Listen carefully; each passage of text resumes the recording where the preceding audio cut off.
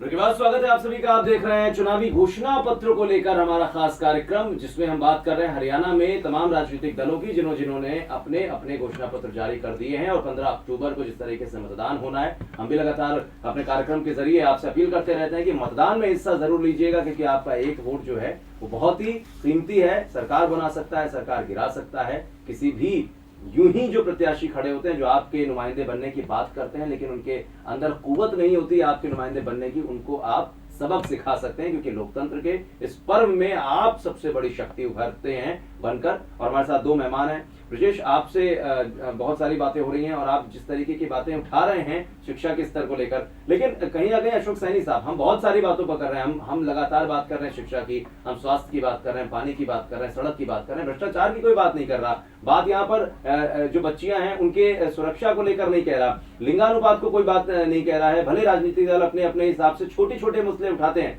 लेकिन यहाँ पर किसी ने ये नहीं कहा कि साफ खाप पंचायतों का जो निर्णय होता है उसको लेकर हमारा निर्णय क्या होगा। ये भी बातें कुछ घोषणा पत्र में आपको नहीं लगता रखनी चाहिए? आशीष जी, बहुत महत्वपूर्ण प्रश्न आपने यहाँ पर किया। खाप पंचायतों के जो निर्णय हैं वो किसी से छुपे नहीं है, बलात्कार की जो घटनाएं हैं वो किसी से छुपी नहीं है। इसके अलावा भ्रष्टाचार तो आपको मालूम ही है, पिछली सरकार में किस तरीके से भ्रष्टाचार रहा, स्वास्थ्य के अंदर भी रहा, शिक्षा के अंदर भी रहा और बहुत सारी चीजें हैं। तो ये मुद्दे भी मैं समझता हूँ कहीं ना कहीं राजनीतिक दलों को अपने इस घोषणा पत्र के अंदर रखने चाहिए।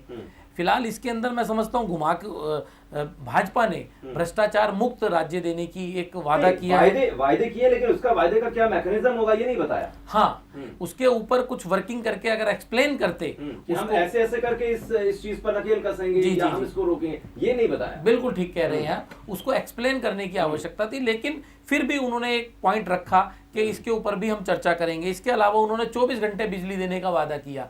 ऐसा नहीं है कि 24 घंटे बिजली देना कोई असंभव है, लेकिन उसके लिए इच्छा शक्ति चाहिए, उसके लिए प्लानिंग की आवश्यकता है। तो देखिए, चुनाव है और चुनाव के अंदर जिस तरीके से हर राजनीतिक दल अपने घोषणा पत्र जारी करता है, सभी पार्टियों ने इसी को सोच के अपने घोषणा पत्र जारी किए हैं। देखो आशीष जी, इसमें एक बात मैं जोड़ना चाहूंगा कि अभी तक जो है ये बीजेपी वहां पर मोदी कार्ड खेलना चाह रही है। मोदी को फिर जैसे लोकसभा चुनाव में उसने भुनाने की कोशिश की, उसमें काफी हद तक कामयाब रही। अब मोदी इफेक्ट हरियाणा में अब फिर से वो जो है कोशिश कर रही कि वो मोदी इफेक्ट, मोदी का जादू इस विधानसभा चुनाव में भी भुनाया जा सके। जो बीजेपी का जो गुजरात का वो कार्ड है, जो है बिजली देने का 24 घंटे का, वही उन्होंने वादा किया है 24 घंटे यहाँ बिजली देने का, और गुजरात के बहाने सारी बातें यहाँ बताई जा रही हैं हरियाणा में भी। और इसके बाद उन्होंने जो है हुड्डा साहब ने, कांग्रेस ने भी यही घोषणा की है कि हम 22 घंटे बिजली देंगे। लेकिन आशीष जी, आप ये बताइए कि 9.5 साल से कांग्रेस की सरकार है, अभी तक वो 22 घंटे नहीं दे पाए, तो क्या गारंटी है कि 5 साल में वो दे पाएंगे? और बीजेपी के लिए भी इतना आसान नहीं है। कहना तो बहुत आसान होता है, 24 घंटे की बिजली उपलब्ध कराना इतना आसान नहीं है। इसके लिए भी ढांचागत और उनकी एक बात मेरे दिमाग में आ रही है। ब्रजेश, आपको रोक के अशोक जी से आपसे पूछना चाहेंगे। अशोक जी, लगातार ये कहा जा रहा है, नरेंद्र मोदी भी प्रचार के दौरान ये बार बार कह रहे हैं कि अगर हमारी सरकार बनती है तो दामाद श्री का जो हाल हम करेंगे, या जो उनसे जुड़ा हुआ लैंड एक्विजिशन से जुड़ा हुआ मामला है, हम उसको उठाएंगे। लेकिन बीजेपी शासित राजस्थान, वसुंधरा राजे वहां की मुख्यमंत्री, जब उन्होंने चुनाव हो चल रहे थे तब कहा था कि अगर हम जीतते हैं तो हम इस तरीके का मसला उठाएंगे। वहां पर कुछ भी नहीं हुआ, हमने देख लिया। क्या माने कि हरियाणा में भी ऐसा होगा? देखिए, मोदी जी ने जब ये प्रश्न उठाया तो डेफिनेट कुछ ना कुछ सोच के उठाया। ठीक है, तो पहले भी प्रश्न उठा था, हुआ कुछ नहीं। लेकिन मैं समझता हूँ विकास की जब मोदी जी बात करते हैं तो कुल मिला के उन्होंने विकास की ही बात करनी है। इन झमेलों में क्या नरेंद्र मोदी को जनता सिर्फ इसलिए सुने क्योंकि वो प्रधानमंत्री नरेंद्र मोदी हैं, या वो बीजेपी के नेता हैं और प्रचार के लिए पहुंच रहे हैं हरियाणा में और बीजेपी से जुड़ी हुई बातों को रख रहे हैं, इसलिए सुने? देखिए आशीष जी, ये इस प्रश्न के लिए अगर जब आप प्रश्न करते हैं तो इसके लिए हमें पहले के पिछले 4 महीनों का रिकॉर्ड देखना पड़ेगा कि मोदी जी ने किस तरीके से चुनावी सभाओं को संबोधित किया, जो बातें कही प्रधानमंत्री बनने के बाद उन्होंने उन बातों को क्या पूरा किया, ये भी हमें देखना होगा। और जिस तरीके से 4 महीने का केंद्र के अंदर मोदी सरकार ने अपना काम किया, तो हरियाणा की जनता कहीं ना कहीं ये भी देख रही है और उसी के तहत ये हरियाणा के अंदर वोटिंग होगी कि किस तरीके से मोदी सरकार सेंटर में अपना परफॉर्मेंस दे रही है। क्या उसी पैटर्न पर हरियाणा में भी वही पैटर्न रहेगा? चलिए, बहुत सारे सवाल यहाँ पर है। ब्रजेश, आपसे भी एक बहुत ही संक्षेप में चाहेंगे कमेंट देना। तमाम बड़े राजनीतिक दल हैं, उन्होंने भी अपना चुनावी घोषणा पत्र जारी किया है। कुछ ऐसे क्षेत्रीय दल या छोटे दल हैं जो पहली बार इस बार इंट्रोड्यूस कर रहे हैं अपने आप को, उन्होंने भी अपना चुनावी घोषणा पत्र जारी किया है। लेकिन कुछ ऐसे दल हैं छोटे जिन्होंने अपनी जो बातें रखी हैं वो बहुत ही बुनियादी रखी हैं। उन्होंने बहुत अच्छे तरीके से समझाने की कोशिश की है कि अगर हमको मौका मिलता है तो हम आपके लिए क्या कर सकते हैं। इन सब चीजों को अगर देखा जाए और बड़े राजनीतिक दलों से इनकी टैली की जाए तो क्या पाते हैं? देखो, मुझे ऐसा लगता है कि इस बार जो है हरियाणा विधानसभा चुनाव में छोटे दलों की बाढ़ सी आ गई है। उसके कई सारे कारण हैं। एक दो जो प्रमुख कारण है उनमें एक ये भी है कि जो है हरियाणा में एक टिकट का जो मांगने जाता है, टिकट का उम्मीदवार, वो 60-70 लाख रुपए बड़ी आसानी से दे रहा है। और कहीं कोई बड़ा नाम अपनी पार्टी घोषित कर देता है, अपनी पार्टी बना लेता है, तो उसके लिए बड़े आसान होता है उसको चंदा इकट्ठा करने में। और मुझे लगता है कि और जब पैसा आ जाता है तो फिर लोग चुनाव के लिए राजनीति की तरफ रुख करते हैं।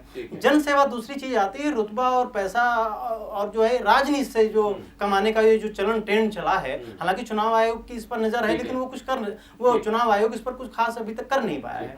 चलिए, बहुत ज्यादा वक्त नहीं, कार्यक्रम को बहुत आगे बढ़ाया जाए, लेकिन अशोक जी आपसे चलते चलते एक फाइनल कमेंट कि कितने नंबर देंगे इस बार के चुनावी घोषणा पत्र को लेकर?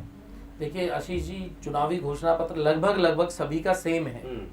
थोड़ा बहुत अंतर। अगर कांग्रेस की बात करें तो आपने देखा जिस तरीके से कांग्रेस ने लोक लुभावने, मैं देख रहा था, लोक लुभावने वादे किए हैं। अगर मैं उनसे ही प्रश्न करूं कि पिछले 10 साल के अंदर उन लोगों ने क्या किया, उन्होंने कहा कि जी ये नूह के अंदर, गुड़गांव के अंदर रेलवे ट्रैक बिछाएंगे। तो मैं समझता हूं कि लगभग सभी राजनीतिक दलों के चुनाव घोषणा पत्र लगभग बराबर हैं, परंतु परसेंटेज की अगर बात की जाए तो परसेंटेज भी लगभग सभी की इक्वल ही आएगी। गाना याद आ रहा है कि वादा है तेरा वादा, वादे पे तेरा मारा, बंदा मैं सीधा साधा। ऐसा ही स्थिति। ब्रजेश, आपसे भी एक फाइनल कमेंट। देखिए, ये जो है वादे किए जा रहे हैं, इस समय कोई नहीं देख रहा। जैसे आपने अभी कहा था वो जमीन घोटाले को लेकर रॉबर्ट वाड्रा, आपको याद होगा कि जो है उमा भारती ने कहा था कि जैसे हमारी सरकार बनती है, मोदी प्रधानमंत्री बनते हैं, उसके अगले ही दिन वो जेल चले जाएंगे। लेकिन ऐसा नहीं हुआ। इस समय जनता की अदालत में चुकी है और ये मुद्दा लोगों को, जो विरोधी है, उनको पसंद आ रहा है। इसलिए ये सियासी दांव पे सारे चल रहे हैं।